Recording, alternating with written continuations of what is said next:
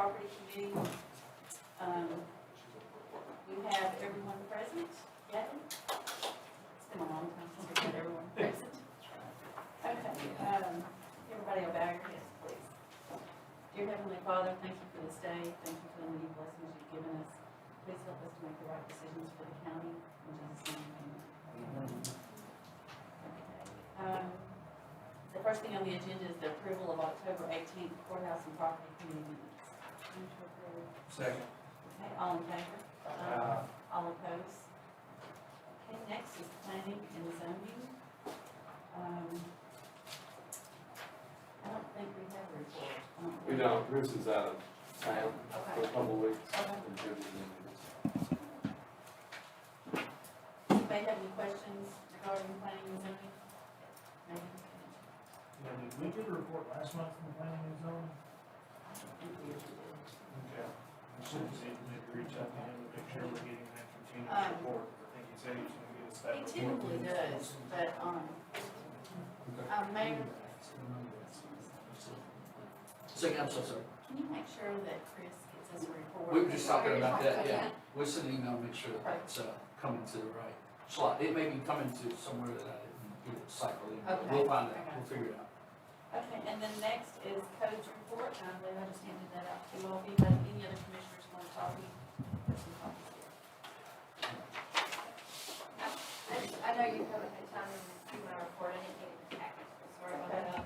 My color coding is also off a little bit, but to just review real quick, building permit sale, purchases have dropped off just slightly this month. We were at what I call a, 2021 was an oversurge of building. We're still above the 5-year trend of what it's been trending over time, but if you have any questions after the report, just let me know. What has dropped is the number of permits issued. With that, the RTAP fee is going to drop because that's based on per permit issue, but overall, the building revenue is up. And then we've also, in my note on the front, we've recently got a little bit extra time to focus on school tax collections. We have sent over collections to the attorney, and that hasn't been done in several years, and that's just due to staffing shortage over the past few years and not really enough permitting and work that we've had. So hopefully we'll get all caught up and no more comes to building that schools facilities taxes with those collections.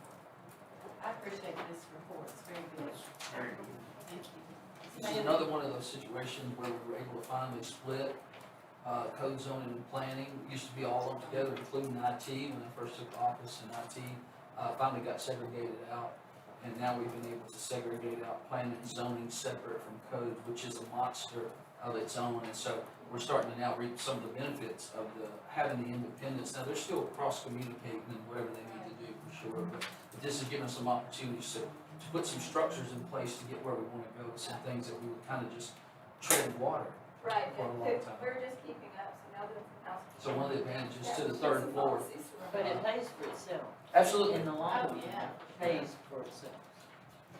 What we've always said about planning and zoning is Absolutely. they need to pay for themselves.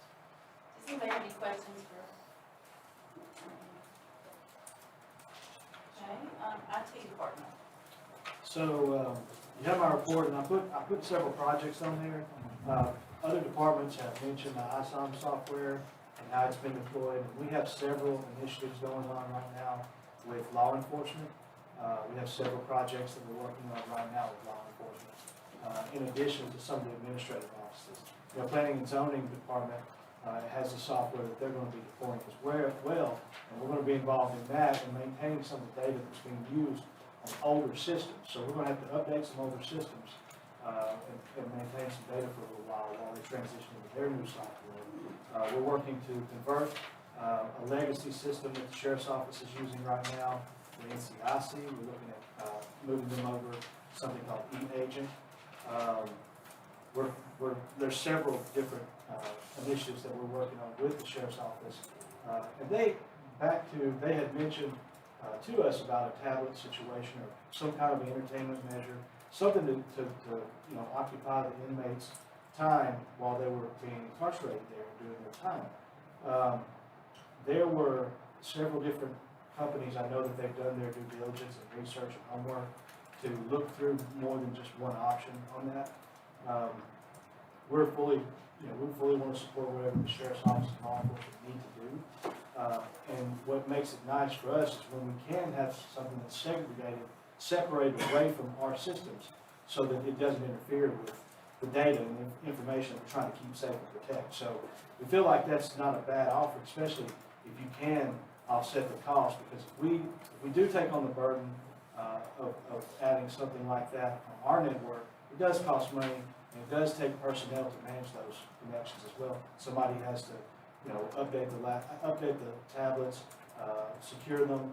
There's a whole lot that goes into that because we have to separate out those networks away from what we have. So our systems, we try to protect those and guard those. The ISOM's transition has been really smooth. The system is running on a virtual machine, which really kind of makes things a lot more cost effective for us. From that standpoint, allows us to back it up a lot easier. Those systems are also used in criminal cases as well, to document criminal cases for the CID, the detectives there. So also for the EMS, we're heavily involved with them as well, their systems. So we're constantly moving around between departments. And also when we're not, we had 100 tickets this month. That's less than normal for us. And that's good because that gives us opportunity, our department, the opportunity to work on new projects. So we do have to continue to maintain these systems. That's one thing that we have to do. It does require people. We can automate only so much, but we have to consider cybersecurity. That does take people, and it does take efforts on our part. Continuous. It does not stop. When something happens, somebody needs a password reset.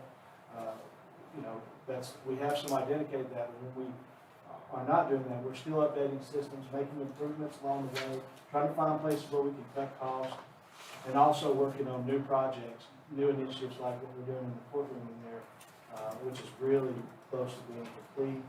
There's some sound coming out of the speakers. Microphones do work when you tap on them, but we're in the very final stage. It's about 95% complete. We have one more meeting with the AV company that came to do that installation, and that should wrap that up for us. So, what kind of questions I have for you? You want to talk about the charter outage? Anybody want to talk about? No, we don't. But it's back online. We got a message at about 4:30 that all those that our phone lines were back on. We didn't lose internet. We have our phone system separate from our internet service so that we don't lose both at the same time. Does anybody have any questions? Thank you. On the fire department, It was quiet today. You have my report enclosed tonight. I don't have anything to add to that. You have questions about it? I had just one question. I know in the past y'all gotten some funding from Courthouse Substitute, or Yeah, y'all we- didn't do anything this year? Well, no, we didn't apply. Oh, you did? What, and Shanna's not here, but what we tried to do is work through Shanna. So everybody's not competing for the same grant.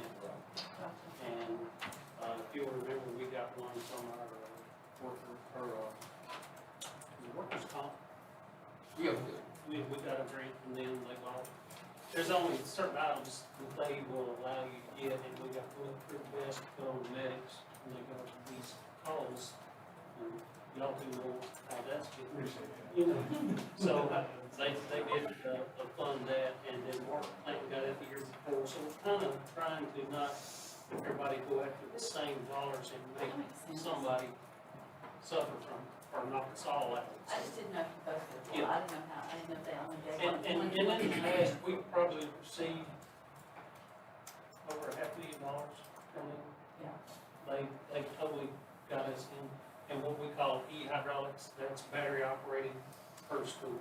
Whereas used to be, we hook the hose to the fire truck and work them that way, they're all battery powered.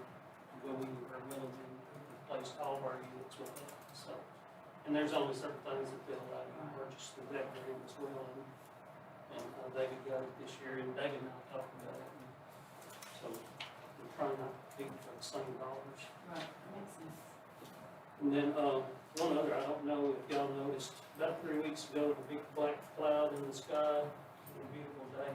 It was a, large, tank fire. I have to say, I was very proud of the guys that we had. We were flowing somewhere between 7 and 800 gallons of water a minute on that tank. With just tankers, there's no fire hoses with anything, so we were moving a lot of water. Our exposure to the products and stuff was kept at a minimum. So if we did have a tank rupture, we were gonna lose very minimal equipment and trucks and hopefully personnel. So we're very proud of the guys anyway. It takes a lot of pieces to that puzzle. Get the water, get the tankers there, and get the water dumped and back to the ladder truck. You couldn't climb up the side of the tank. This tank was being demoed, and we didn't know what type of structural parts had been taken off of it, so we were having to be very careful as to where we put our water and how much water went in there, because we didn't want the house spill on the ground. So they worked out. Very fortunate, they are gonna take the tank down and replace it, so. It was food waste, it wasn't, oil or anything like that. And if I can say that for you, I think this plays right into your training where you're having to Yes. figure out how you manage water, because when you're out in the county, you don't necessarily have water resources like you would in the city, and so the whole tanker system and the pumpers and all the things they do, and I don't know, we're an expert on that, but they train for that, you strategically have things placed to try to minimize close-up times in getting those resources there, and so this was an opportunity for all your hard work to actually show. It was showing paid off, and it wasn't ISO in the course, you know, this was the actual thing. And we just went through, 2 weeks ago, the ISO grading, they came down with all our paperwork. So we're hoping to lower our ISO grading again, so. Which helps with homeowner insurance. Yeah. Yeah, we just, like I said, that pay back to your homeowners when that rate goes down. It sounded very favorable, but we won't know probably for another 12 months. Does anybody have any other questions for Mark? No, I'd just like to say one thing, Mark. I was at somewhere today, and kudos were going to your group about a barn fire that you had the last couple of days. Yeah. And they appreciated the quick response and how they took care of that. So I just wanted to say that. I wanted to put that out there. Everywhere you go, you hear compliments about them. They do a good job. So. I think we're very blessed to have the ones we have because of the professionalism. I worked in Williamson County, and surprisingly in Williamson, it's an all-volunteer county. And you can see the big difference from having a paid fire department with quality volunteers versus only volunteers up there. It's a stark contrast, so I do appreciate all the hard work you guys are doing because it shows. And I would elaborate just a little bit, and I know everybody's ready to go, they're always talk, but the city had the mini storage facility on Beckman Lane, and they were calling us to come help them when we had the big barn fire. And this barn was, if you're familiar with the banks over in the Normandy area, they're big farmers. Got all kinds of planters, I don't know what all the equipment is and stuff, but we saved a lot of their equipment. That lost about 10 round bells, hay, got that put out. So, yeah, they were very thankful, and there again, we were moving a lot of water. And if you've ever tried to fight a hay bale fire, man, you spray water on it, it just don't go out. Okay, 911. This is report. Yeah. Reports in there. GIS. Not a whole lot to add to the written report unless there's any questions. The Veterans Day Parade, the time I wrote this up, I was envisioning that I would just go and take pictures of the Veterans Day Parade, which I did, but then Mike, said something about, it'd be really great if we could get some video, get some live streaming. And so I ended up having my phone on a tripod, so I could just let that run while I was taking pictures, and so we had video and photos from the Veterans Day Parade, which Mike really seemed to appreciate. But other than that, does anybody have any questions? Do you have any questions? And if I could make a comment on that, of course, GIS and media is strong background.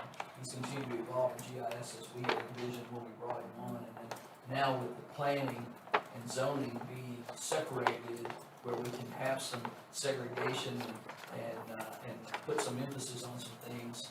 Blake has also stepped up. He has an IT background himself anyway, and we're really starting to now get a little bit of the benefit of the vision. Now, you know, Bedford in some ways is pretty far behind GIS wise compared to some of the other counties. But we got on the journey a few years ago, and it's starting to now make all this come together like it should, which is what the beauty of GIS is basically where we're sharing data across a platform that we can all agree on, might be a way to say it. And So, that's been a big part of what you know, Blake and I have been working on over the past, you know, few months, is getting that digital version of the zoning map. There had been a digital version of the zoning map several years ago, but it had not been maintained. And we needed to have it, number one, updated, but number two, put it into a form that would integrate with some new software that they're using up in their department. And so that was what, you know, we've been doing with help from a consultant, was, you know, is getting kind of the final touches placed on that. And, you know, we're learning more and more. And the thing that I mentioned, where Blake and I are both going to be participating in a webinar a little later this month that could have impact in the future. It has to do with some of the procedures, some of which Blake has been working with already, for taking GIS maps and putting them in a form, if it's something that's public information that's you know, that can be shared with the citizens. How do you do that? How do you set it up in a form to where somebody can call it up on the web and look at it? And he's already, you know, been doing that, a little bit of that with the zoning map. But this webinar, which just happened to pop up, is on that topic. And so he and I are both going to try and get a little more familiar with that system and how that works. By January, we'll be able to locate every resident of Bedford County on the map. we don't know where all of them are. We don't have a map. So that might be a tall order. But again, it continues to make it make sense. And as we go and grow as leaders and we're making predictions and studying the future, the more real-time, latest quality information that we can all have in front of us, the stronger our decisions can be going forward. And that's another critical component as to why GIS has got to continue to evolve in Bedford, and we're doing that. So And the software is very powerful, but sometimes the hang-up comes with getting, how do you get the data? You know, how do you get, you know, people to share the data with you? How do you get a utility company to, you know, give you the data when they don't want to do it in an electronic form, you know, or things like that. But the software is very powerful if you can get the data, put in. Historically, because we didn't have a GIS department and we needed such a particular project, we hired a third-party company to come in, and sure enough, they did that project just like we asked them to. But the format they worked in 8 years ago was not the format we use today. So now we've got an old map that's not, that you could kind of argue that we wouldn't have to start from zero, but it's almost like starting from zero. It's why we've had to have consultants come in and help us to try to get everything on the same platform. Then we can start moving the data around. So this has been a monster, and it's difficult to get your head around the back end where these guys are working. Now, once we get it right, the front end, even on the website, you can just click and say, hey, I want to see. Yeah, we've got they have a web-based component that John and I have been studying. And so not only can you present the data, you can present the data in such a beautiful manner. Yeah. And it's gonna help with planning and zoning and codes going forward, because people are Before it's gonna over, be we're able, gonna tie it all but together. even the general public's gonna be able to get a lot. Presentations at the commission meeting. Absolutely. Yeah. Yeah, all this stuff. So finally, hopefully things are about to pop and make all this make sense. And a lot of people put in a lot of effort in the last 4 years to get us going there. So we're making progress. I just have a question for my ignorance. Is property assessor, didn't they have a GIS person over there that Yes. handles that? Does this tie in, or It's, are they doing something different? yeah, than no, in you fact, guys? we rely on him to send us updated information about the parcel lines, you know. He's been a Yeah, we're good, only- he's been a yeah, good We're only resource. allowed to share parcel data Yeah. from them because they're on a state machine. So so they have some stuff they can share and some stuff that they Right. can't share. Right. But you can get that like from the state. I Yeah, think. yeah. Like- That's kind of what I, you know, what I We get haven't into. been in a good position to accept it because they're current and up in the proper formats and now we're getting there, where we can actually take that data and do something significant with it. But they've been interactive with us and certainly shared. Yeah, Right. we're getting ready to Yeah, start working yeah. on like 100 by 100-year floodplain, because it's like Mark was talking about, we can lower people's flood insurance. So we have a path that we're going, if you see the webpage, our webpage, it's already a bunch of things added on the right side, and they'll get filled in, so. John and I are gonna tie it all in. No hell or high water. Yes, sir. All right, gotcha. Yeah. I gotta make them. Thank you, man. Well, John, me and John can do anything. Me and John went to Murfreesboro, let me tell you. We had a ball. You went to meeting. It was a meeting, but we did the drive there and the drive back. Do y'all have any other questions for John? Okay. I'll entertain a motion to approve all the reports. Motion. Okay, all in favor? All opposed? Okay, and does anybody have any old business? I do, if you guys want to, I want to give you just a quick update. Some of the new commissioners may have not really realized maybe where we are on the journey of courthouse and property. 4 years ago, before I was actually mayor, the commission was on a journey to look at properties that maybe weren't necessary or were not needed anymore, and we transitioned some properties and did some things. When I came onto the scene, some of the things that was going on was the need to sell maybe the old gymnasium. It was falling in on itself. We need to either spend money on it and use it, or we need to get rid of it. We've done that. We temporarily moved surplus over to the old workhouse. And there had been some interest potentially from the city at one point about that property, and we worked with them to see, but in the end, it just doesn't fit what they were trying to do. The next conversation that had come out and thought was that we would go ahead and then get this property set or reset, whatever term you would be most comfortable with, to say to get it all cleaned up, ready to go. If we had an opportunity to offload it to the right kind of buyer for the right kind of price, again, the commission would have to decide that. That's not something that I decide. We want to be ready. So I'm just updating you that we're now finally reaching the point where we're literally resetting that location where if there is an opportunity, and there are some chatter from some folks that are looking around that might want to make a run at it with the county at some point. So we're in the process of doing that. So if you see things going on over there, big bins and stuff, and of course we have to follow the state rules about what we get rid of and how we destroy and those things, and we're doing that. But if you see that, that's what's going on there. Then our next stop, and again, this has been on the vision and the journey of the commission even prior to my arrival, is the next stop really would be the old jail. Not the historic jail, the old rock jail, where I actually worked and had inmates in there back then. Wow. But the old jail it's really, if you want to use the term decommissioned, it's already been determined that it's uninhabitable, which is why we had to build a facility. But we need to go through and have harvested out of there all the things that can be salvaged or done away with, because one, it will lower the cost to destroy the building, or to take the building down and dispose of it. If we do those things on the front end, then the cost to dispose of it won't be as much. It has to go to a special place in the landfill if you just basically went there with a bulldozer today and just knocked it down like it is. But if we go in there and we potentially give the public an opportunity to bid on maybe taking all the metal out of it, or the wiring out of it, or whatever, all the things that we can do to scavenge it before we actually destroy it and remove it, that's gonna save us in where and how we dispose of it, and also potentially make some money for the commission. So we've got to figure out how that would need to be bid or made known to the public if they were interested. But we've got that project to do right behind there, then really sets us up. And you guys have already been working on this again with the prior commission, if you're new to us here, with the jail and actually where juvenile is.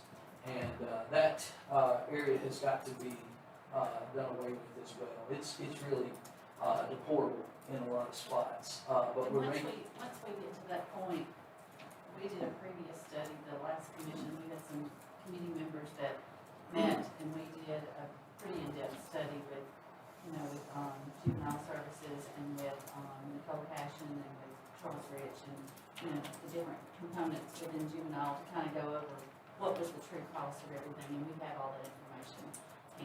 And the pros and cons. And the pros and cons of keeping them here and housing them in our juvenile facility or sending them out, and the cost of that versus keeping them here. And so, I've got all that data, and I'll share that with you whenever we get to that point, so that we can make a decision. Yeah, and what I would say to you, whether we continue to house juveniles, and I think there's a lot of pros about that, there are some cons about that, the commission makes that decision, again, the mayor doesn't do that.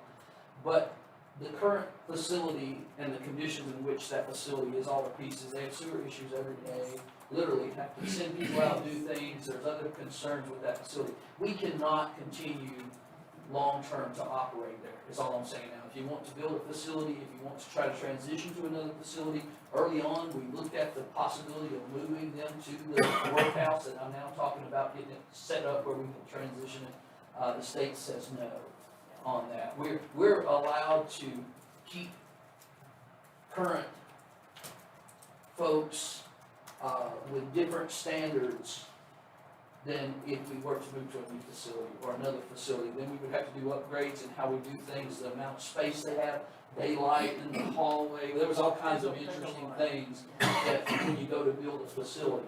And there are ways to mitigate costs when you do a facility. It doesn't have to be, but what I'm saying is where, because this facility has been there so long and grandfathered, it's not that it's unsafe. There's not life safety issues there, but it is in very poor condition and shape. So was the sheriff's office. It was all part of, again, the plan why the sheriff's office was moved to the Youth Justice Center, which made sense too. But I'm just really repeating because y'all are the property committee, and some of us have kind of known what was going on before now, but I want to bring up to speed the new ones, and if you have any questions about it. But that's what's going on. The vision was that we would get the workhouse where we could offload it if we wanted to. If we decided there was another purpose for it, then the commission certainly could get behind that. I think everybody was in agreement that the current old jail, not the historic jail, but the old jail, has got to come down.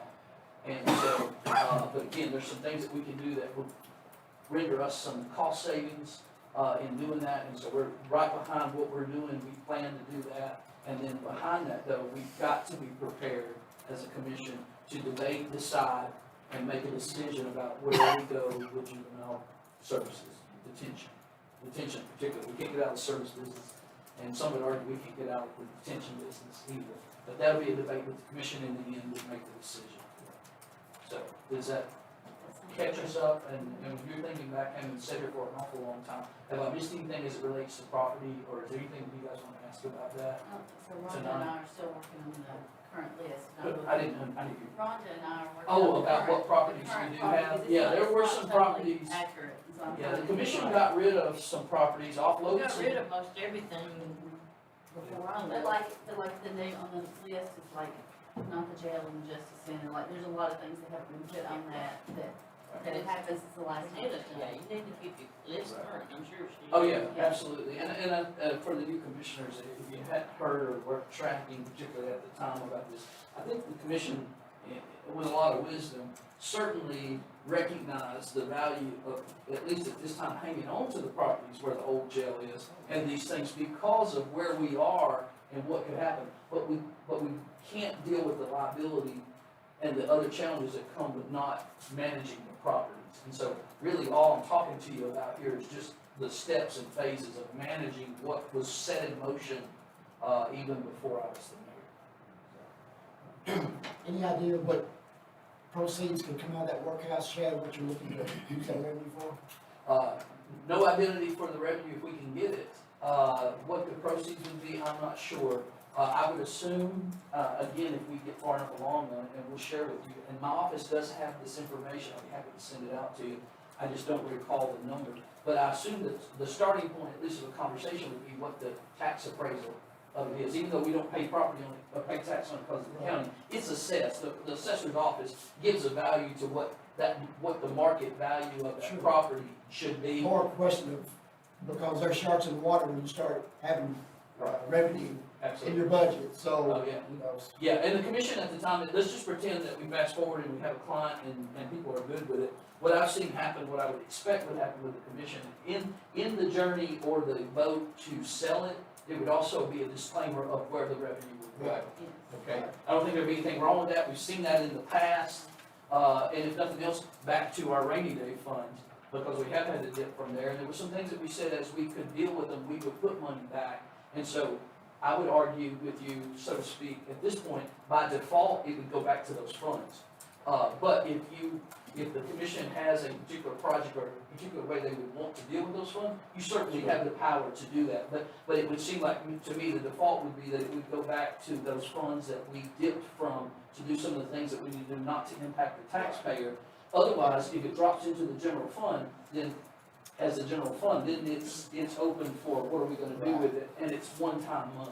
And I know you know a lot about that, and all of you here would understand it, but, recurring revenue is an interesting situation for us. But one-time revenue is really something that we have to watch close, because it's, you know, it's sort of like the guy was telling me the other day, that, in a particular county, they bought a bunch of vehicles, with ARP funds, but they don't have revenue now to put fuel in those vehicles, so they got them, and they didn't have to pay for them.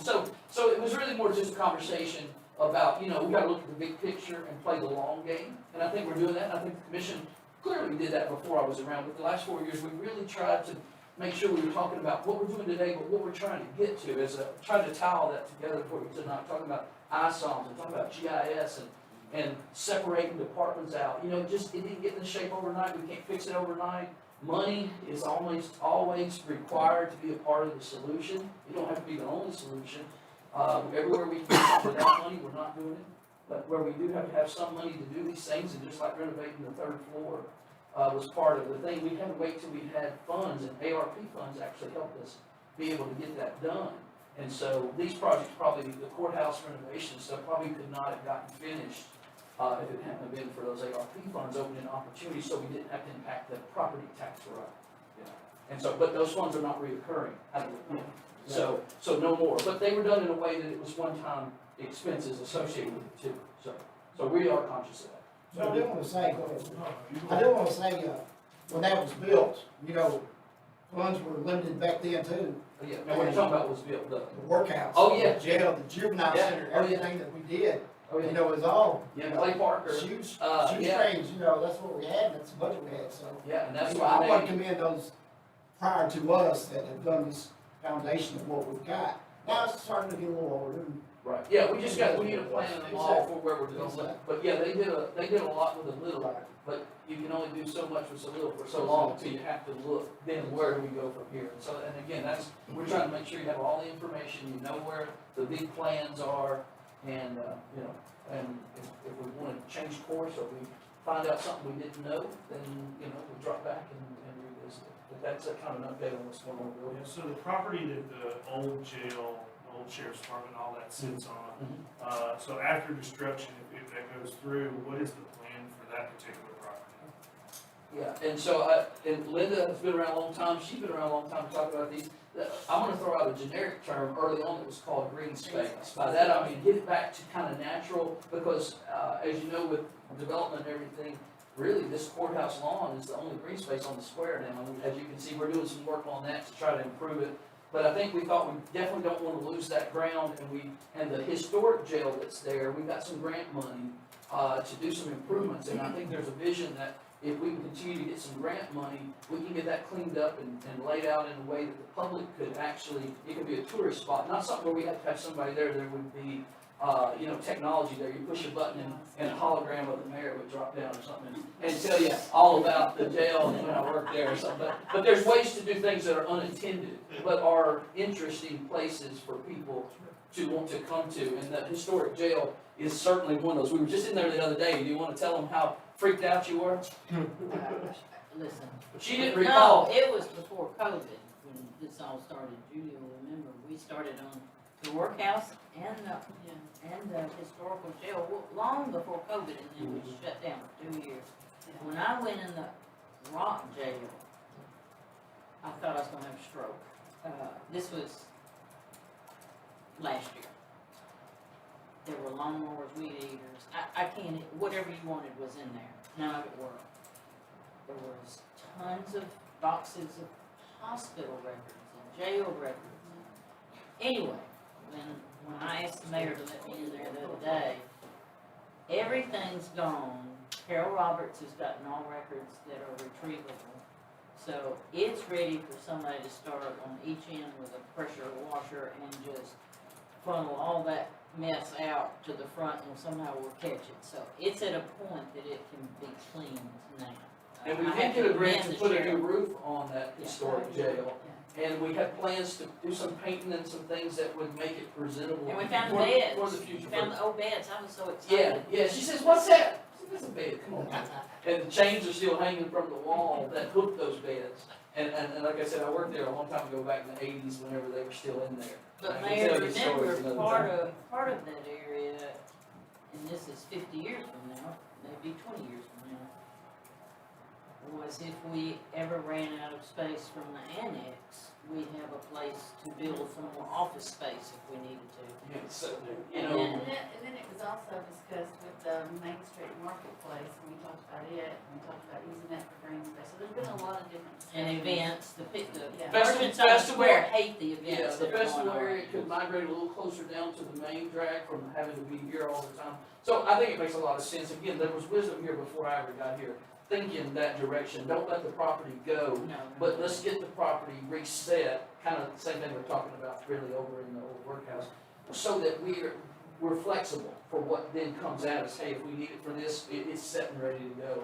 But that jail, we're trying to keep it locked and stuff, but people are pilfering around in there. Somebody's gonna get hurt, something happens. Like I said, the state says it's deplorable and you can't use it. That's why we had to get out of it.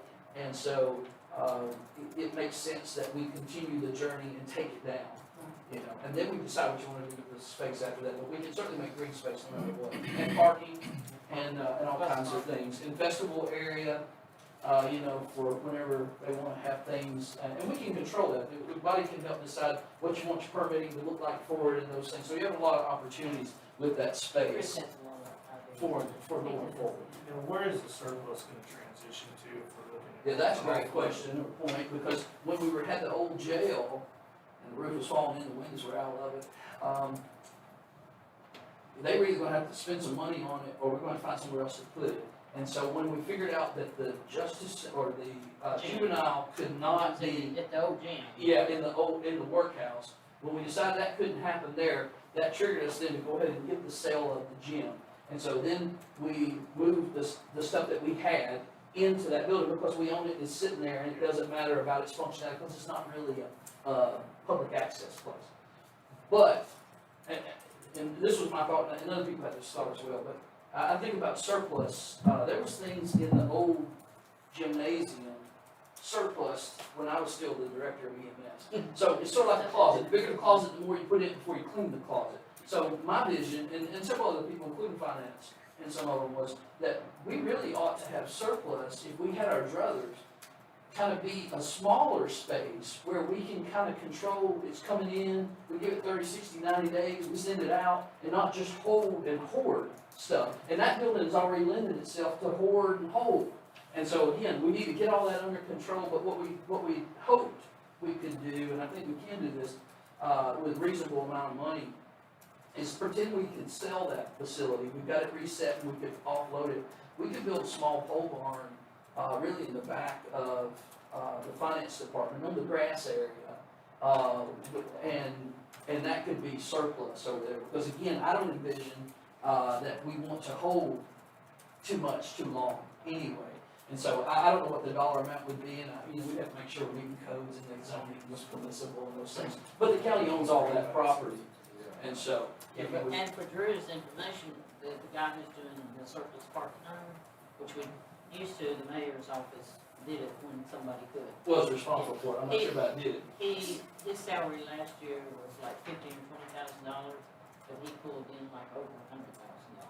So we would, By we surplus. would have the money Yeah. hypothetically. to Yeah, go so it's towards paying for itself, and then if we were to take just a few of the proceeds, assuming we got some reasonable amount for the building, we clearly could throw up, because it wouldn't really have to have insulation and a lot of fancy wiring and that stuff, where it literally, in my mind, the simple thinking is, you got roll-up doors on one end, roll-up doors on the other end, stuff comes in one end, goes out the other end, so to speak, but, it'd be a little more complicated than that, but it's not, it wouldn't be a high-tech, fancy building to simply rest that stuff for 30, 60, 90 days and move it on to where it goes. Because by the time we surplus it, it's junk. I mean, most everything else, every chance the departments have been indoctrinated way before now, that anything we can repurpose, we typically do that among ourselves before we ever send it to surplus. But every now and then something might drop to surplus and one of us say, hey, they got one of those and I'll take it. But most everything, just like the state of Tennessee, I discourage you from buying surplus from the state of Tennessee. When Tennessee puts it in surplus, it's done, okay? And we used to have to do that, and we've gotten away from that, and I'm grateful for that. And they were getting away from it before I got here, and we've really done a good job with the support of the commission to not make that our first choice. Now, not that we're not looking for, if they come up with something great, we'll pick it up, but my experience over and over and over since 1989 is 99.9999% of the time, it's unusable by that time. So, we're not going out of business, and so, I think we have to think about the future. So, we got it? Thank you. Thank you, guys. Do I have any questions from you before? As far as new business, we have two things I know of. One is what all the other committees have already went over, that you need to send your nominations, by December 20th for any changes in standing committee membership. And the other new business, I believe, Mr. John Reed has something for us. I just wanted to share with you tonight, and we'll roll back to the old building over there, and we moved to our new, beautiful facility. We lost about 800 square foot. This is an actual blueprint that you have in front of you in the office now. And thankful, Mayor Graham saw that we needed a little more room, so he did give me those two other rooms on the side. Thank you for that. But we have, over here is now where the flats are, and with the big building boom and new subdivisions, we haven't had a boom like this in a long time.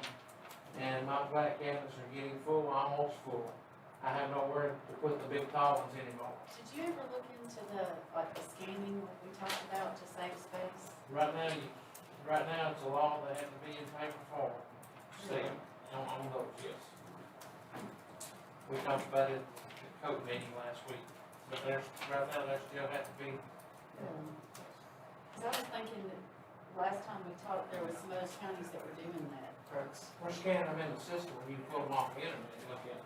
As far as, we have to. But you also have to keep the We have main, to keep the main copy. But what I'm presenting to you is on the other side of the wall is that open space that nobody's in. Rhonda has a space in the back that we can use as a conference room, she uses it for the tax, what you call the, equalization board. Josh has his, IT stuff back here that he can work on, and there's office space back here we don't need. But if we can open up a door in this workroom that has a lock on it, we can put 3 double flat cabinets against this wall. I also can get a flat copier that we do not have that we do need, and put it in a room. This door would allow us to lock, nobody can come in our office. It gives Josh access to his stuff, it gives Rhonda access to her stuff, and mine access to our stuff. And also, very important, that we're the only office in that building that has one door in and out, which is a safety issue. That's one thing that scares my girls to death, because we've all talked about active shooters and stuff like that. This would like to give us a second door to get out of. Right now, the only thing we've got to do if something happens is to go in the vault area, and we have to go in the back and get down behind the shelves. That's the only place we gotta go. So this would give us a second way in and out, and Rhonda and Josh could use it at any time, and we would still be locked here at this door. do you have it in your budget to get the flat cabinets and the copier, or is Not at this time. This is What the something cost Mr. is? Hooker come to me and asked if there was any needs, and We talked about that and the safety issues. Yeah, where this all started is when I first got elected as commissioner, I thought it was important to go out and talk to different department heads. And I'm still making that plan and going around, but as I talked to the ladies in Mr. Reed's office, the number one thing that kept coming up was the security issue. And that to me was the main reason why this is, one way in, one way out. So during a fire incident or during any type of security incident, it really limits the way that they can get in and out. So that was kind of where this started. And so I asked Mr. Reed to come tonight because I think this is definitely something, it is an unused office currently. It is being used in some different uses, but this particular plan wouldn't change that, but would fix the ability for him to have the second entrance and then also the ability to expand into his storage. I'm gonna ask the mayor questions, I can't recall, and maybe you can, and maybe Linda can, I'm not sure, maybe Mark. When this was first done, excuse me, did we discuss this being a security problem? I don't remember that coming up, and I don't remember why we didn't see that. Do you remember it? At the time, there was some plans for other offices to Right. move into that. I do have a question, Johnny, if we do let you expand in there, how much time does that last before you run out of space again? Oh, if I get those flat cabinets down that wall there, we're talking 30, 40 years down the road. Okay. And there may be some You haven't been there opportunities. that long, and now we're out of space on there all the way, Right. because you were short space to start Right. with. Right. But, you know, like I said, I don't want to buy just 5 years of storage, and then we're right back where I we know, started. I was saying, we have been long since we finished this, Yeah. that's why I was like, Yeah. what did we do wrong? Yeah, Yeah. yeah, the flat area and the vault area was never big enough. And do you know the cost of these things? They're about $10,000 a piece, but you don't have to buy them all What at the once. cabinets, each cabinet is? Yes, and you just buy them one at a time, this is one will last a long And you're time. saying you need 3 of them? Well, I can get by with one at the rest of the time. And we can work with them on capital projects, Right. and, tag to get some of that, and I can, work with him to, there may be even another option, to give you actually a little more space and change that functionality. Now, as far as the safety, when Scott Johnson was the EMA director, they supposed to evaluate that building. I don't Yeah, that's remember what them I- coming to me and telling me that I had a safety issue, Yeah. but anyway, I'm happy to help figure this out for you, Yeah. but whatever they wanna do is okay too, so. Right now, just basically adding a door there with a locked door would be a big help. And that would also get us into that room with 3 offices still being functional. Yeah, but let me ask you this, Yes. so you want to come over here, Yes. so if we were to open this up and give you this Do you space, have any idea? then it would leave this without having to bother you, I and think still the make door sure would that be you can. about $2,000. This is Who I've talked to. Come and Just change again, this wall. be up or down based on what the made up. I don't think the door is an excessive cost. I think the plans would be something that was in his budget. Because I don't think she's Plans gonna have that, that. I'm more worried about the security issue than I am the storage. But again, I didn't check with him, they were over here for the other, so that's what I'm saying, but I didn't know, so. But that's something So that this would be your space more.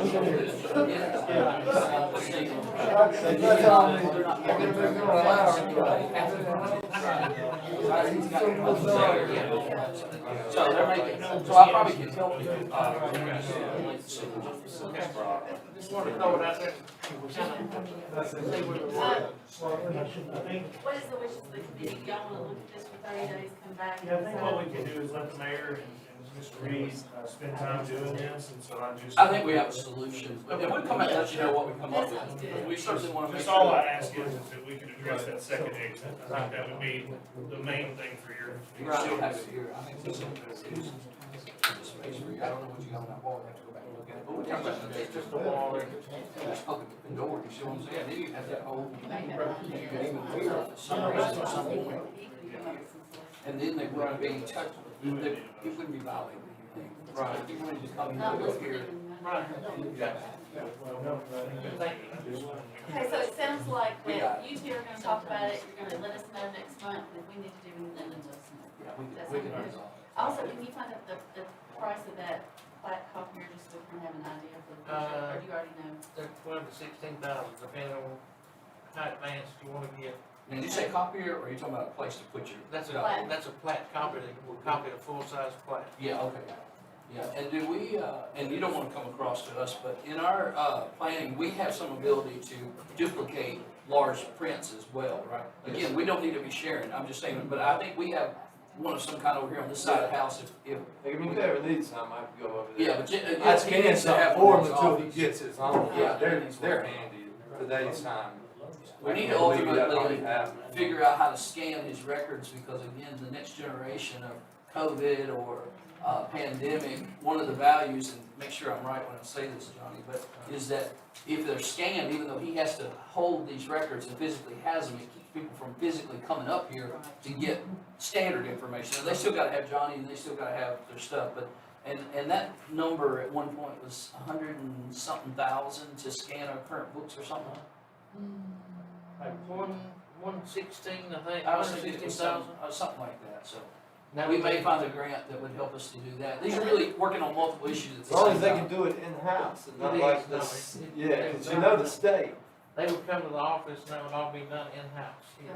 Yeah, and we looked at it potentially, I mean, he's asked about it before, Yeah, I and remember we've looked at it, something. but we weren't in a position at the time to do it. And so, but that we may very well in the next budget year and on the journey that we're moving toward, have an opportunity to help him do that, because, and that's really becoming the standard. Aren't most Right. places where, that's just another form of preserving a record, but Right. it's also an access for the public If it- without having to be there. So again, every way we can make transparency available, I think we should explore trying to do that, but we can't spend money we don't have. And the main thing on that also is it goes back and picks up all the deed book indexes, picks all the old, from 1807 forward to about 1988, it would capture all them on digital, so that if something were to happen to the building or what have you, then we'd have a great backup. I know Commissioner Thomas had a question or something, comment.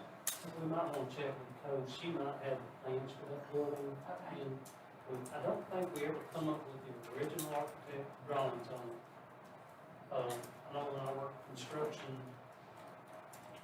Johnny Deason and them, I worked with them, and we did a lot, and the plans were there at that time, but between me being there and 40 years down the road, no matter, I don't know who ended up with the plans, but she might have some, but there was structural load issues that they had to solve in the reconstruction of the building. There were metal stud walls put up in certain places to meet fire codes, and the door had to meet fire codes. Because of 5-inch sheetrock, fire ring sheetrock, and there was a lot of things, and Jeff might remember a lot of that stuff, because he was very I'll involved. make a phone call and see what I find, and I'll talk to Scott. Yeah, and I think we have a workaround actually Yeah. already that would, but yeah, we'll certainly make sure we meet codes, Yeah. for it, but I think we, just talking to him, there's a couple of options here. And we'll get back to you guys and let you know what we got. Sounds good. All right, do y'all have any other new business? Any announcements? Motion to adjourn. Yes,